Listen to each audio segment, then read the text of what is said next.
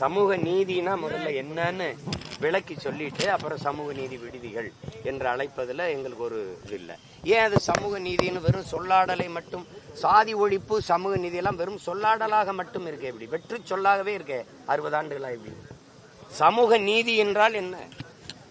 சமூக நீதி என்ற சொல்லினுடைய விரிவாக்கம் என்னது, விளக்கம் என்ன, என்னது? எந்த சாதியின் அடிப்படையில் நான் தாழ்த்தி வீழ்த்தப்பட்டேன், இழிவுபடுத்தப்பட்டேன், தீண்டாமை கொடுமையால் கொடுமைப்படுத்தப்பட்டேன், இந்த கோயிலுக்குள் வந்து வழிபடக்கூடாது, இந்த குளத்தில் குளிக்கக்கூடாது, இந்த தெருவில் நடக்கக்கூடாது, நீ படிக்கக்கூடாது, படித்தால் படித்து இந்த வேலைக்கு வரக்கூடாது என்று தடுத்து வைக்கப்பட்டனோ, அரசியல், கல்வி, வேலை வாய்ப்பு, அரசியல் அதிகாரத்தில் நிராகரிக்கப்பட்டனோ, புறக்கணிக்கப்பட்டனோ, அதே சாதியின் அடிப்படையில் இவையெல்லாம் எனக்கு கிடைக்கப்பெற வாய்ப்பு ஏற்படுத்தியதுக்கு பேர்தான் இடஒதுக்கீடு அல்ல, இடப்பகிர்வு, இடப்பங்கீடு. இதுதான் புரட்சியாளர் அம்பேத்கர் அவர்கள் போராடி பெற்று தந்தது.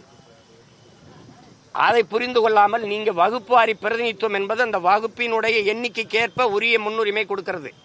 அதை தான் நாங்கள் சாதிவாரி கணக்கெடுப்பை நீண்ட காலமாக வலியுறுத்தி வருகிறோம். சட்டநாதன் அறிக்கை, அம்பாசங்கர் அறிக்கையெல்லாம் கிடப்பில போட்ட பெருமக்கள் இவர்கள் தான்.